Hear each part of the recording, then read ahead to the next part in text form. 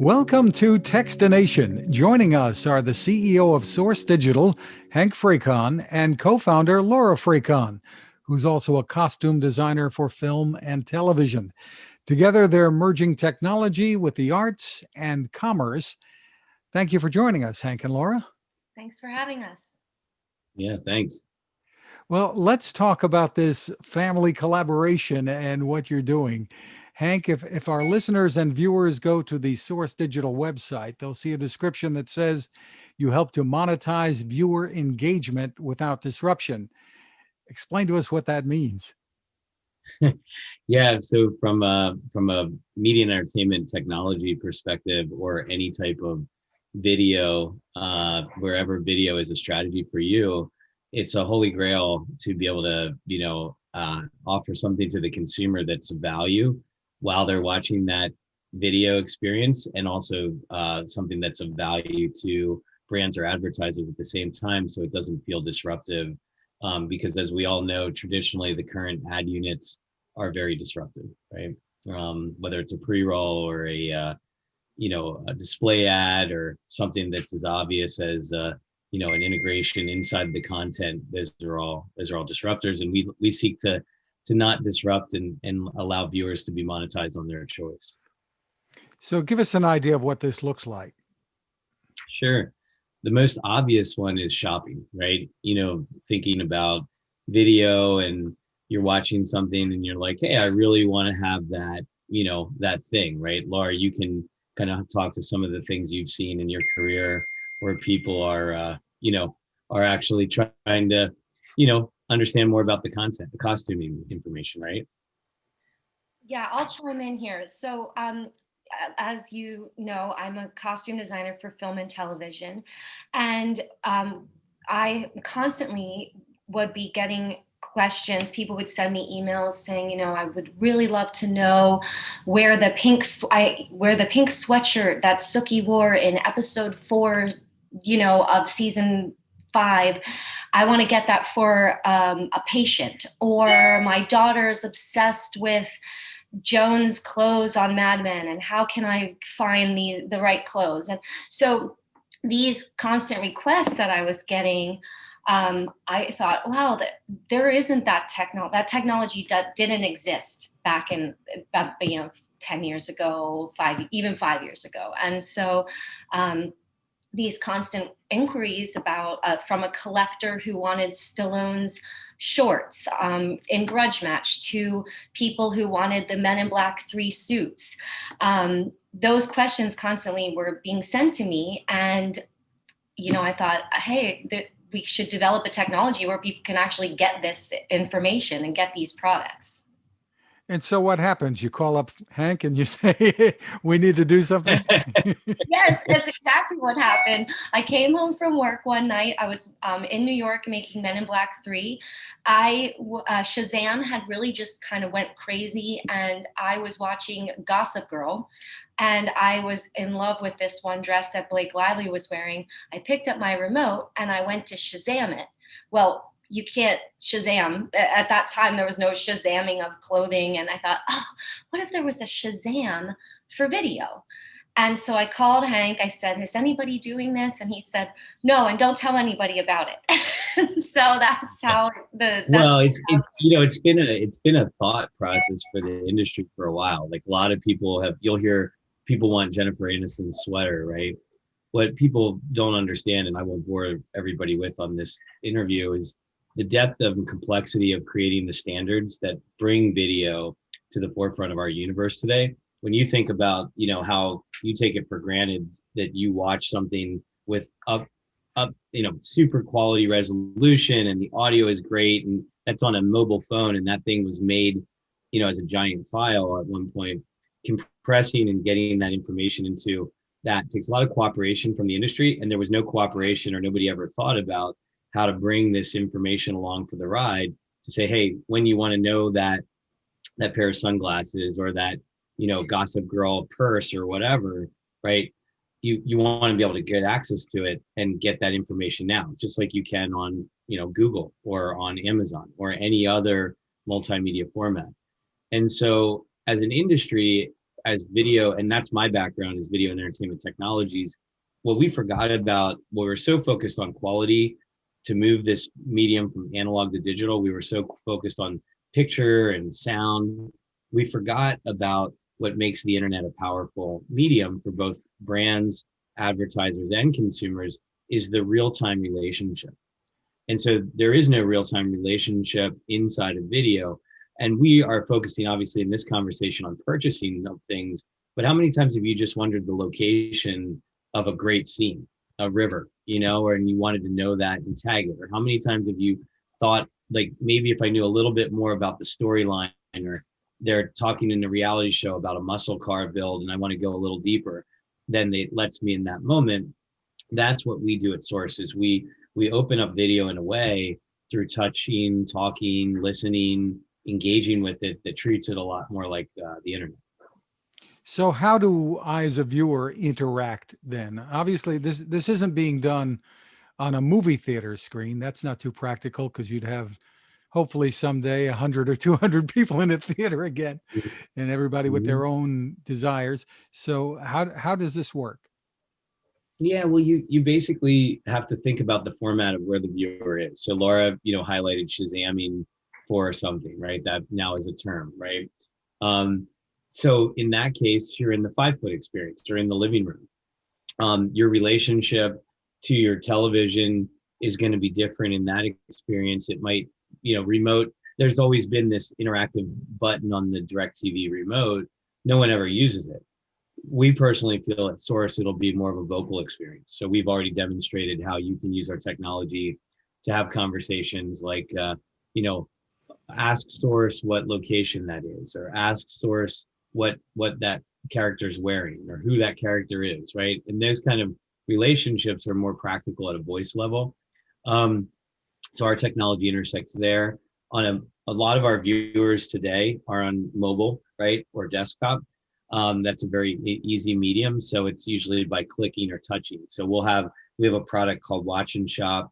So if you go to Motor Trend, for example, motortrend.com, and you're reading the articles and any of the videos that are in the moments, you might find a cool little overlay that pops out and lets you go deeper on that brand relationship or that storyline or whatever that intersection is. Interesting. So with a verbal kind of request, or would you be using the existing technologies from Amazon and Google and Apple, that kind of thing? Yeah, that's the trick, right? It's not like Source, will be a consumer app tomorrow, right? We have to weave ourselves into the fabric of what already exists. So we have to sit, for example, at CES, we demonstrated our integration with Alexa. So, Alexa asks Source, what Andrew Lincoln is wearing or what location that is, or those kind of things. Today, we cooperate with the publishers in their owned and operated environments. So if it's a favorite piece of content you're watching on Motor Trend or HGTV or golf or any kind of enthusiast type video, we love those intersections because they're great for special interests, and usually enthusiasts still respect their brands and focus on those environments. So.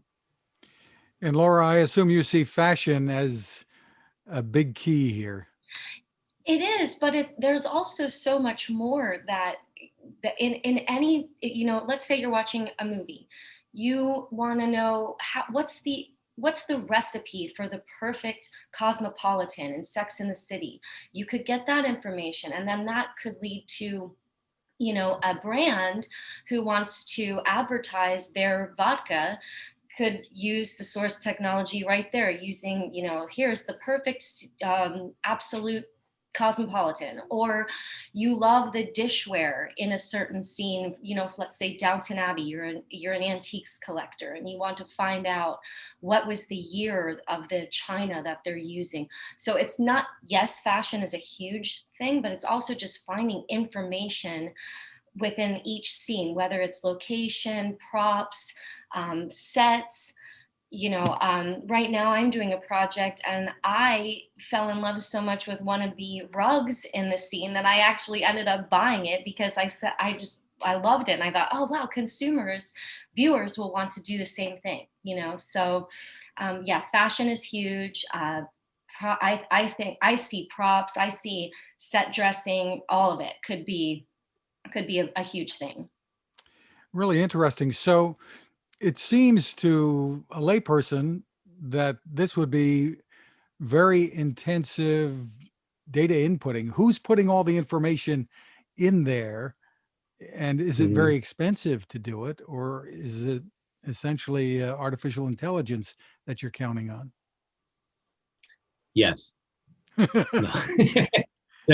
So it's all of the above. I mean, you have to understand that no one ever thought about video as an industry. Not that no one, but people, the industry hasn't thought about video in this kind of interactive framework. So I always used to joke, because Laura and I are very different facets of the industry.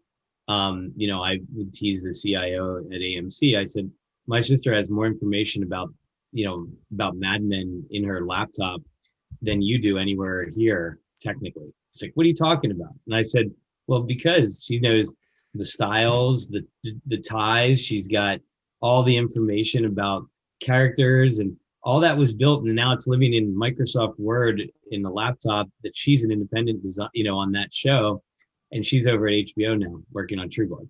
So, I said, you guys are missing all that information that you already had people in your world capturing it for one reason or another, because it was part of their production chores, right? You just didn't assign value to the data to preserve it. So we do believe and are seeing that as we get deeper relationships with customers, they're starting to rethink their metadata strategy, because traditionally that word was really thought of in two ways. I technically need to describe this piece of content, or I need to describe it at least at a level that tells the viewer who the actors that might be in it and the synopsis about it. What are they going to watch? Other than that, very little is thought about around the information in real time that you might really want. So from that perspective, the industry has to shift and will shift, we believe, because we're not the only ones thinking now this is a good idea. We just pegged it back in 2012, 13, but even TikTok and Walmart just announced a big deal together, right? So that's one thing for sure. The second part is, you mentioned machine learning or artificial intelligence. It's definitely great to think that you can get access to information about what's going on in video. So, for example, we use it today with clients like Major League Fishing to identify the athletes, the fishermen, their brand relationships, all that kind of stuff. But good luck trying to guess the location of a lake. Good luck trying to guess, the perfume that, John, you smell nice today, and that kind of relationship, right? So that's hard to do with machine learning. So we count on them as part of the variables, but you can't own that relationship all the way to the end. And then the last piece is what we call curations, where you're finding there are points of value or areas that consumers are going to and looking a lot at or wanting to engage with, and you use common sense then to tease out more information on those locations. And there's ways of automating that process that we deal with. So it's a number of variables that we bring together and normalize in order to make a holistic, seamless experience for you as a user. Yeah, the idea of knowing where a location is that you see in a movie or a television program, that you just, hey, I'd really love to go there, and you have no idea where it is. Maybe you wait for the credits at the end and hope it's going to tell you the country or the state, but that's a Right, great right. idea. Yeah. Yep. Yeah, the dropout. And there's a lot of brands that, brands don't participate only in intersections. There's always literal thought processes of why a brand might want to intersect with certain things. Like, I literally am drinking this vodka. Laura used the example of Absolute. I literally am trying to match that up, right? But something like a lifestyle scene at a ski resort, and you're trying to figure out the ski resort, might be an opportune time for a vodka brand just to brought to you by, for all intents and purposes. So who is your chief competitor today out there? Do you have a lot of competition? I mean, to me, I would think it's something like Google or even Amazon, somebody competing with you on this. Yeah, I mean, look, I think there's a lot of ways to answer that question. There's who is literally competing with us, right? That also thinks that video, shoppable video, engageable video is a good idea. And there's a number of companies like us out there.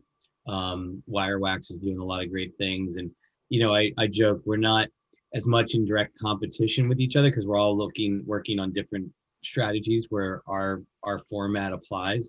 It's like in the craft beer industry, we're all friends until InBev wants to buy one of us, right? So in that level, there's always, and it's good that there is, because we're all breaking new boundaries, and if we were the only ones trying to do this, it might be a bad idea. Number two, then you look at the competition for the market in general, and we have continued to impress upon our customers that you have to offer your customers a better value experience than the bigger guys like the Googles and the YouTubes. Because if if you're NBC or you're Disney, you didn't see these guys coming. They all of a sudden now are competing for your eyeballs, and so that's competition at the industry level. And so we look at ourselves as a enabler to a better, better experience for the consumer and a more monetizable experience by the content owner for their content. And they can really own their audience that way. And that gives them their audience versus giving YouTube or, somebody else their audience. So that's one of those, kind of ways. And of course, again, we're all friends until YouTube wants to buy one of you. But then there's this other layer of competition, which is just for consumer time, right? Like, how do you compete for attention? Because consumers are bombarded these days in so many ways that, literally you're competing for, screen time. And because there's 24 hours in a day, and back in the days of television, there was just that. And then there was some print. Now you have many different forms of screen time that tie up the consumer's interest, and we have to compete for that. Laura, let me bring you into this with this angle. Where do you draw the line? Are you walking a fine line between consumers welcoming this on the screen and consumers pulling their hair out saying, not more advertising? Well, I think one thing we haven't touched upon is that this is sort of a seamless advertising. You can turn it on, you can turn it off. We have these things called SAMs. They're called source activated moments, and you could be watching the show, and if there are some demos on the Source Digital website for people to look at, where it's a little button that comes to the side of the screen. You don't have to engage in that. That's because the thing about advertising that consumers hate, for instance, I was doing an online workout yesterday and an ad kept popping up in the middle of my workout. I thought, oh, this is drives me crazy, because all of a sudden your workout's interrupted, your viewing's interrupted. What we at Source try very hard to not do is have interruptions. So the whole point of it is that you're able to watch, you can have them turned on, you can have them turned off. So there's never that interrupted viewing experience with our technology. Terrific. So let's tell people where they can go. Hank, for more info, where should people head? Yeah, so we have our website, sourcedigital.com or .net. That's a great, way to get a little bit acclimated. Then on another level, you have our customers. So, if you want to go to buy a movie from NBC Universal on Vudu, if you're looking at your mobile experience, all those extras, all those cast and crew, that kind of stuff is brought to you by us. So you can get to see it there. If you go to motortrend.com and look at any of the in-article videos, from time to time, you'll see really cool intersections of endemic brands that, maybe you're trying to figure out a really cool, pickup truck that you might want to look at. And it's in that moment that, we have some complementary items we might recommend from a brand like Tough Built or, E3 spark plugs, make some good stuff. So, we're sneaking our way into these intersections, left and right. We have a great pay attention to the Carolina Country Music Festival this year and the Wild Barefoot Country Music Festival. You'll see some interesting things pre and post activities there. So yeah, I mean, those are the best ways to get in touch. And of course, depends on what, where you are. If you're just a consumer interested in seeing this stuff, you're going to quietly see it rolling in. Even on X-Ray on Amazon, you'll see some stuff going on. But over on the other side of the coin, if you look at the industry at large, you're gonna, I think, see a lot more of this, across the screen. Some of it will be by us and by others. If you're a brand or an investor or a content owner, just reach out to us on our website. And Laura, you've got a website all your own too. Tell us about that. Well, I have my design website, which is Laura Frecon Designs, and then I also have an eco-conscious lifestyle platform that's for a different conversation, called Vertlux. So, but yes, you can find me on, and Source is also on social media too. It's SourceSync.io is all of our social handles. Terrific. Well, congratulations on your success, and we look forward to what's next. Before I let you go, let me let you touch on that, Hank. Where is this headed? Yeah, in terms of the industry, well, we hope it's heading to no more commercials. But we're definitely excited about the direction of where the industry is headed in large. I mean, you have a an evolution, I think, that's going on. And you asked the question earlier, to Laura about, does this get annoying, or what is the intersection, for consumers? And what I'll tell you is that if you look at how kids and younger audiences are interacting over on Twitch, if you look at the relationship with other more interactive video game formats, you'll find that they don't mind it at all. And they're already predetermined to start looking at this kind of stuff in a new way. Yes, for older viewers, you might not want stuff popping on your screen, or you might not want that extra noise, right?